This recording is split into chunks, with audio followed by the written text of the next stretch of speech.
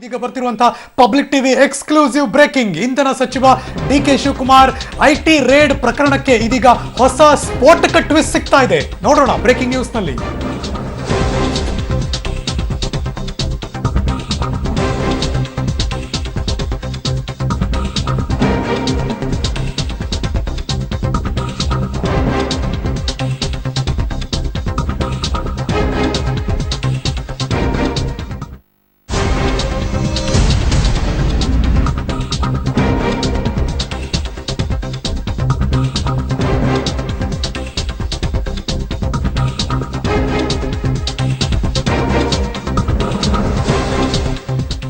ದಿನ ಕಳೆದ ಆಗ್ಲಿಲ್ಲ ಪಬ್ಲಿಕ್ ಟಿವಿಗೆ ಸಿಗ್ತಿರುವಂತಹ ಎಕ್ಸ್ಕ್ಲೂಸಿವ್ ಬ್ರೇಕಿಂಗ್ ಇದು.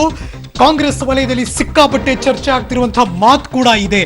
ಇಂಧನ ಸಚಿವ ಡಿ.ಕೆ. ಶಿವಕುಮಾರ್ ಅವರ ಮನೆ ಮೇಲೆ ಅಥವಾ ಅವರಿಗೆ ಸಂಬಂಧಪಟ್ಟವ್ರ ಮೇಲೆಲ್ಲ ಐಟಿ ರೇಡ್ ಆಯಿತು. ಇದಕ್ಕೆ ಕಾರಣ ಯಾರು ಅನ್ನೋ ಪ್ರಶ್ನೆಗೆ ಇವರಿದ್ದಾರೆ ಅಂತ ಮಾತುಗಳು ಕೇಳಿ ಬರ್ತಾ ಇದೆ. ಐಟಿ ದಾಳಿ ಹಿಂದಿದ್ದಾರೆಯಾ? ಹಾಗಾದ್ರೆ ಆ ಪ್ರಭಾವಿ ಸೆಂಟ್ರಲ್ ಮಿನಿಸ್ಟರ್, ಹಾಗಿದ್ರೆ ಆ ಸೆಂಟ್ರಲ್ ಮಿನಿಸ್ಟರ್ ಯಾಕೆ ಐಟಿ ದಾಳಿಯನ್ನು ಮಾಡಿಸ್ತಾರೆ? ಐಟಿ ದಾಳಿಯಕ್ಕೂ ಮತ್ತು ಆ ಕೇಂದ್ರ ಸಚಿವರಿಗೂ ಇರುವಂತಹ ಸಂಬಂಧ ಆದ್ರೂ ಏನು? ಅದು ಡಿ.ಕೆ. ಶಿವಕುಮಾರ್ ಅವ್ರ ಮೇಲೇನೆ ಯಾಕೆ ಐಟಿ ದಾಳಿ ಆಗಬೇಕು? ಹಾಗಾದ್ರೆ ಆ ಸೆಂಟ್ರಲ್ ಮಿನಿಸ್ಟರ್ ಯಾಕೆ ಮಾಡಿಸಿದ್ರು? ಅವರೇ ನಿಜವಾಗ್ಲೂ ಮಾಡಿಸಿದ್ರಾ? ಇದಕ್ಕೆ ಕಾರಣ ಆದ್ರೂ ಏನು?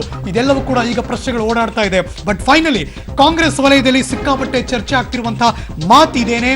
ಇಂಧನ ಸಚಿವ ಡಿ.ಕೆ. ಶಿವಕುಮಾರ್ ಐಟಿ ದಾಳಿಯ ಹಿಂದೆ ಇದೆ ಆ ಸೆಂಟ್ರಲ್ ಮಿನಿಸ್ಟರ್ನ ಪವರ್. ಹಾಗಾದ್ರೆ ಆ ಪ್ರಭಾವಿ ಸೆಂಟ್ರಲ್ ಮಿನಿಸ್ಟರ್ ಯಾರು? ಕೆಲವೇ ಕ್ಷಣದಲ್ಲಿ ನಿಮ್ಮ ಮುಂದೆ ಇದೀಗ ಬರ್ತಾ ಇದೆ ಎಕ್ಸ್ಕ್ಲೂಸಿವ್ ಬ್ರೇಕಿಂಗ್ ನಿಮ್ಮ ಪಬ್ಲಿಕ್ ಟಿವಿ ಸ್ಕ್ರೀನ್ ನಲ್ಲಿ.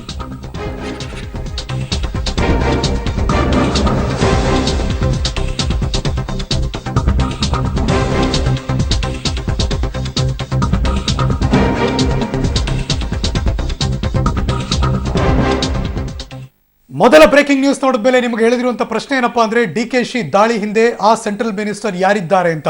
ಒಂದು ವಿಚಾರ ಅಂತೂ ಸ್ಪಷ್ಟ, ದಾಳಿಗೂ ಮುಂಚೆ 20 ದಿನಕ್ಕೂ ಮುಂಚೆ ಫೋನ್ ಮಾಡಿದ್ರಂತೆ ಆ ಸೆಂಟ್ರಲ್ ಮಿನಿಸ್ಟರ್ ಅನ್ನೋ ಮಾತು ಈಗ ದೊಡ್ಡ ಮಟ್ಟದಲ್ಲಿ ಚರ್ಚೆ ಆಗ್ತಿದೆ. ಹಾಗಾದ್ರೆ ಮತ್ತೆ ಪ್ರಶ್ನೆ ಕೇಳಬೇಕು, ಆ ಸೆಂಟ್ರಲ್ ಮಿನಿಸ್ಟರ್ ಯಾರು? ಇದೀಗ ಬರ್ತಾ ಇದೆ ಸೆಕೆಂಡ್ ಎಕ್ಸ್ಕ್ಲೂಸಿವ್ ಬ್ರೇಕಿಂಗ್ ನ್ಯೂಸ್.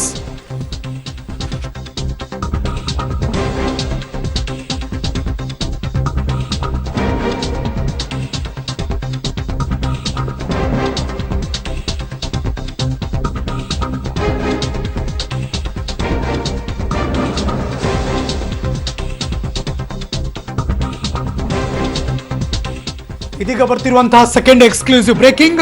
ಈ ದಾಳಿ ನಡೆಯೋದಕ್ಕೆ ಒಂದು 20 ದಿನಕ್ಕೆ ಮುಂಚೆ ಆ ಸೆಂಟ್ರಲ್ ಮಿನಿಸ್ಟರ್ ಫೋನ್ ಮಾಡಿದ್ರಂತೆ.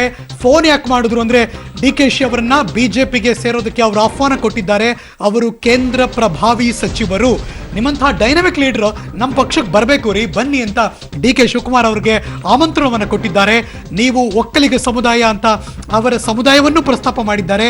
ಆ ಸಮುದಾಯದ ದೊಡ್ಡ ನಾಯಕ ನೀವು, ಭಾರತೀಯ ಜನತಾ ಪಕ್ಷಕ್ಕೆ ಬನ್ನಿ. ಈ ಭಾರತೀಯ ಜನತಾ ಪಕ್ಷಕ್ಕೆ ಬಂದ್ರೆ ನಿಮ್ಗೆ ಈಗಿರುವಂಥದ್ದಕ್ಕಿಂತ ಒಂದೊಳ್ಳೆ ಗೌರವ ಸ್ಥಾನಮಾನ ರಾಜಕೀಯವಾಗಿ ನಿಮಗೆ ಸಿಗುತ್ತೆ ಅಂತ ಅವರು ಹೇಳಿದ್ರಂತೆ. ನಿಮ್ಮ ನಾಯಕರೇ ಪಕ್ಷಕ್ಕೆ ಬಂದಿದ್ದಾಯ್ತು, ನೀವು ಕೂಡ ಬನ್ನಿ ಅಂತ ಅವರು ಓಪನ್ ಆಫರ್ ಕೊಟ್ಟಿದ್ದಾರೆ. ಮಾಜಿ ಮುಖ್ಯಮಂತ್ರಿಗಳ ಹೆಸರನ್ನು ಪ್ರಸ್ತಾಪಿಸಿದ್ದಾರೆ ಆ ಕೇಂದ್ರ ಸಚಿವರು. ಹಾಗಾದ್ರೆ ಪ್ರಶ್ನೆ ಎಗೈನ್ ಕಾಡೋದು, ಆ ಕೇಂದ್ರ ಸಚಿವರು ಯಾರು? ಅವರು ಪವರ್ಫುಲ್ ಸಚಿವರಾಗಿದ್ರೆ ಅವ್ರು ನೇರವಾಗಿ ಈ ಆಫರ್ನ ಯಾಕೆ ಕೊಡ್ತಾರೆ? ಆಫರ್ ಒಪ್ಕೊಂಡ್ರ ಡಿ.ಕೆ. ಶಿವಕುಮಾರ್ ಅಥವಾ ಒಪ್ಕೊಳ್ಳಿಲ್ಲ, ಅದಕ್ಕೋಸ್ಕರ ಐಟಿ ರೇಡ್ ಆಯ್ತಾ? ಇದೆಲ್ಲವೂ ಕೂಡ ಇದೀಗ ಕಾಂಗ್ರೆಸ್ ಪಾಳೆಯದಲ್ಲಿ ದೊಡ್ಡ ಮಟ್ಟದಲ್ಲಿ ಚರ್ಚೆ ಆಗ್ತಾ ಇದೆ. ಇದೀಗ ಬರ್ತಿದೆ ಎಕ್ಸ್ಕ್ಲೂಸಿವ್ ಬ್ರೇಕಿಂಗ್ ಎರಡನೇ ಭಾಗ ನಿಮ್ಮ ಸ್ಕ್ರೀನ್ ನಲ್ಲಿ.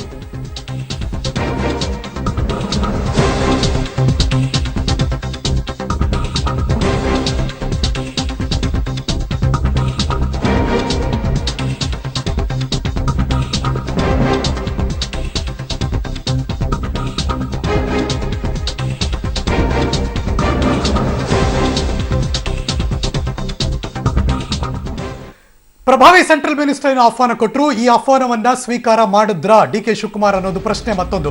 ಇದೀಗ ಬರ್ತಿರುವಂತಹ ಮೂರನೇ ಎಕ್ಸ್ಕ್ಲೂಸಿವ್ ಬ್ರೇಕಿಂಗ್. ಆ ಆಹ್ವಾನವನ್ನ ಸಚಿವ ಡಿ.ಕೆ. ಶಿವಕುಮಾರ್ ಅವರು ತಿರಸ್ಕರಿಸಿದ್ರಂತೆ. ಇದೀಗ ಬರ್ತಾ ಇದೆ ಬ್ರೇಕಿಂಗ್ ನ್ಯೂಸ್.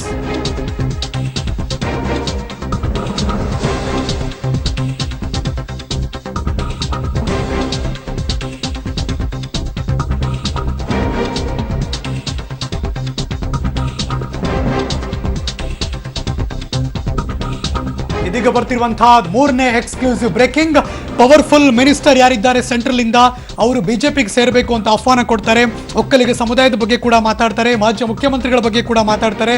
ಆದರೆ ಡಿ.ಕೆ. ಶಿವಕುಮಾರ್ ಅವರ ಆಹ್ವಾನವನ್ನ ತಿರಸ್ಕಾರ ಮಾಡಿದ್ದಾರೆ.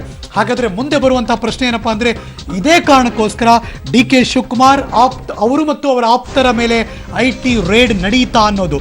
ಬಿಜೆಪಿ ಆಫರ್ನ ಏನಾದರೂ ಒಪ್ಕೊಂಡ್ಬಿಟ್ಟಿದ್ರೆ ಈ IT ದಾಳಿಯಿಂದ ಬಚಾವ್ ಆಗ್ತಿದ್ರ ಡಿ.ಕೆ. ಶಿವಕುಮಾರ್ ಅವರು. ಡಿ.ಕೆ. ಶಿ ಅವರ ಆಪ್ತ ವಲಯದಲ್ಲಿ ಜೊತೆಗೆ ಇಡೀ ಕಾಂಗ್ರೆಸ್ ವಲಯದಲ್ಲಿ ಈಗ ಸಿಕ್ಕಾಬಟ್ಟೆ ಬಿಸಿಯಾಗಿ ಚರ್ಚೆ ಆಗ್ತಿರುವಂತಹ ವಿಷಯ ಇದೆ. ಕಾಂಗ್ರೆಸ್ ವಲಯದಲ್ಲಿ ಇದೇ ಚರ್ಚೆ, ಇದೇ ಮಾತು ಈ ಕ್ಷಣದಿಂದ ಬರ್ತಿರೋದು. ಅದು ಈಗ ಪಬ್ಲಿಕ್ ಟಿವಿಗೆ ಲಭ್ಯವಾಗಿದೆ. ನೀವು ನೋಡ್ತಿರುವಂತಹ ಕಂಪ್ಲೀಟ್ ಡೀಟೇಲ್ಡ್ ಎಕ್ಸ್ಕ್ಲೂಸಿವ್ ಬ್ರೇಕಿಂಗ್ ನಿಮ್ಮ ಪಬ್ಲಿಕ್ ಟಿವಿ ಸ್ಕ್ರೀನ್ ನಲ್ಲಿ.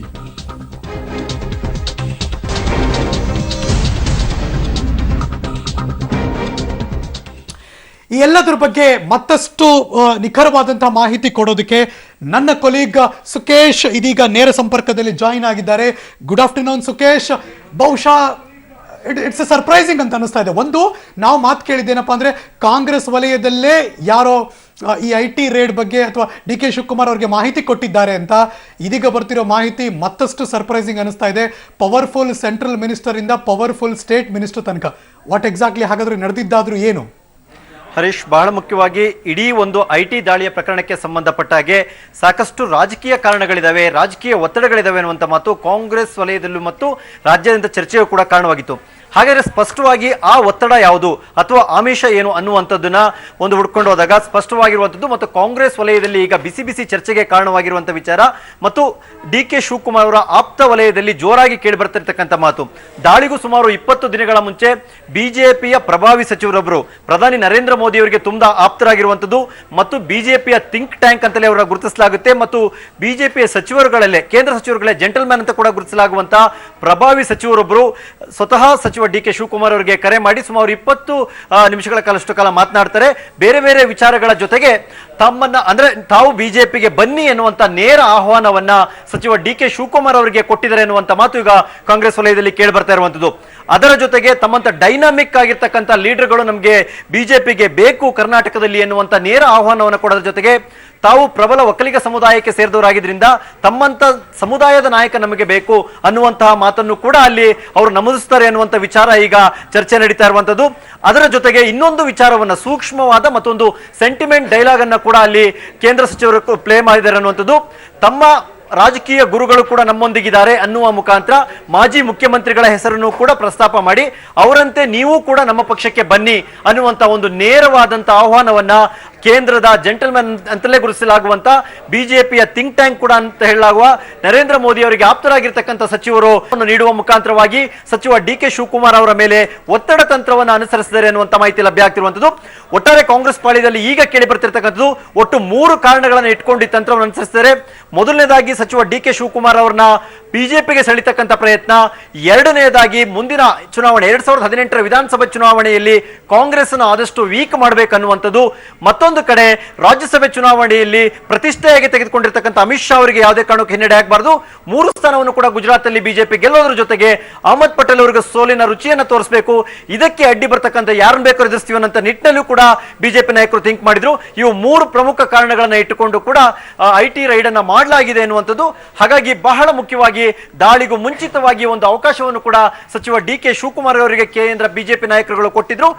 ಹಾಗಾದ್ರೆ ಸುಕೇಶ್ ನನ್ನ ಪ್ರಶ್ನೆ ಇಷ್ಟೇ, IT ನೀವು ಹೇಳಿದ್ದೇ ಎಲ್ಲವೂ ಕೂಡ ಆಗುತ್ತಿರುವುದಾದರೆ ಹಾಗಾದ್ರೆ ಇದು ಕ್ಲಿಯರ್ಲಿ ಹೇಳುತ್ತೆ ಇದು IT ರೇಡ್ ಅಷ್ಟೇ ಅಲ್ಲ, ರಾಜಕೀಯ ಪ್ರೇರಿತ IT ರೇಡ್.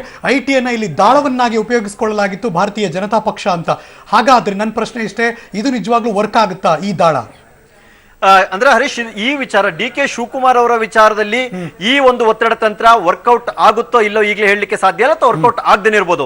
ಆದ್ರೆ ನಾವು ಇದೇ ಒಂದು ರೀತಿಯ ರಾಜಕೀಯ ನಡೆಯನ್ನ ಈ ಹಿಂದೆ ಇದ್ದಂತ UPA ಸರ್ಕಾರದ ಸಂದರ್ಭದಲ್ಲೂ ಕೂಡ ನೋಡಬಹುದು. ಜನಾರ್ದನ್ ರೆಡ್ಡಿ, ಶ್ರೀರಾಮುಲು, ಯಡಿಯೂರಪ್ಪ ಈ ರೀತಿ ಇವ್ರುಗಳ ಮೇಲೆ ತಂದಂತ ಒತ್ತಡ ತಂತ್ರ ಏನು, ಯಾವ ಕೇಸುಗಳು ದಾಖಲಾದವು, ಆ ನಂತರದಲ್ಲಿ ಬಿಜೆಪಿ ಹೇಗೆ ಒಡೆದ ಮನೆ ಆಯಿತು, ಕೆಜೆಪಿಯನ್ನ ಹೇಗೆ ಕಟ್ಟಲಾಯಿತು ಅಥವಾ BSR ಕಾಂಗ್ರೆಸ್ ಅನ್ನು ಹೇಗೆ ಕಟ್ಟಲಾಯಿತು, ಇವೆಲ್ಲವೂ ಕೂಡ ಇದೇ ರೀತಿಯ ರಾಜಕೀಯ ತಂತ್ರಗಾರಿಕೆಯ ಒಂದು ಭಾಗ. ಅವತ್ತು ಕಾಂಗ್ರೆಸ್ ಅನುಸರಿಸಿದ ಭಾವನೆ ಇವತ್ತು ಕೂಡ ಬಿಜೆಪಿಯವರು ಅನುಸರಿಸ್ತಾ ಇದ್ದಾರೆ ಮತ್ತು ರಾಜ್ಯದಲ್ಲಿ ಕಾಂಗ್ರೆಸ್ನ ಒಡೆದು ಮತ್ತು ಬಿಜೆಪಿಗೆ ಆದಷ್ಟು ನಾಯಕರನ್ನ ಸೆಳೆಯುವಂತ ಒಂದು ಪ್ರಯತ್ನ ಮಾಡ್ತಿದ್ದಾರೆ ಅನ್ನುವಂತ ರಾಜಕೀಯ ಆರೋಪದ ಒಂದು ಭಾಗವೇ ಈ ಫೋನ್ ಕರೆ ಅಂತ ಹೇಳ್ಬೋದು ಹರೀಶ್. ಓಕೆ, ಈಗಾಗಲೇ DK ಸಡ್ಡು ಹೊಡೆದಿದ್ದಾರೆ. ಅವರ ಮಾತಿನ ಧಾಟಿ ಮತ್ತು ಅವರ ಸ್ಪಷ್ಟನೆ ನಿಲುವುಗಳಾಗಲೇ ಅವರೇನು ಡಿಸ್ಟರ್ಬ್ ಆದಂಗೆ ಕಾಣಿಸ್ತಿಲ್ಲ. ಎಗೈನ್ DK ಮತ್ತು ಅವರ ಇಡೀ ಬಣ ಅಥವಾ ಕಾಂಗ್ರೆಸ್ನವರು ಅವ್ರ ಜೊತೆಗಿದ್ದಾರೆ ಅಂದ್ರೆ ಅದಕ್ಕೆ ಪ್ರತಿತಂತ್ರವನ್ನು ರೂಪಿಸುತ್ತಿದ್ದಾರಾ? ಖಂಡಿತ ಹೌದು ಹರೀಶ್. ಅದರಲ್ಲೂ ಬಹಳ ಮುಖ್ಯವಾಗಿ ಬಿಜೆಪಿ ನಾಯಕರ ವಿರುದ್ಧ ರಾಜ್ಯ ಮಟ್ಟದಲ್ಲಿ ಇರತಕ್ಕಂಥ ಕೇಸುಗಳ ಮರುಪರಿಶೀಲನೆ ಮಾಡಬೇಕು ಅನ್ನುವಂಥದ್ದು, ACB ಮಟ್ಟದಲ್ಲಿ ಮತ್ತು ಬೇರೆ ಬೇರೆ ಮಟ್ಟದಲ್ಲಿ ಇರತಕ್ಕಂಥ ಕೇಸುಗಳ ಮರುಪರಿಶೀಲನೆ ಮಾಡಬೇಕನ್ನುವಂತ ಅಥವಾ ಮಾಡ್ತಾರೆ ಅನ್ನುವಂತ ಮಾತು ರಾಜಕೀಯ ವಲಯದಲ್ಲಿ ಕೇಳಿಬಂದಿತ್ತು. ಸಹಜವಾಗಿ ಅಂತ ಒಂದು ಪ್ರತಿತಂತ್ರ ಅಥವಾ ಒಂದು ಕೌಂಟರ್ನ ಕಾಂಗ್ರೆಸ್ ನಾಯಕರುಗಳು ಕೂಡ ಕೊಡಲ್ಲ ಅಂತ ಹಾಗಿದ್ರೆ Sukhesh, thank you so much, ಇಷ್ಟೆಲ್ಲ ಅಪ್ಡೇಟೆಡ್ ಮಾಹಿತಿಯನ್ನು ಕೊಟ್ಟಿದ್ದೀರಿ.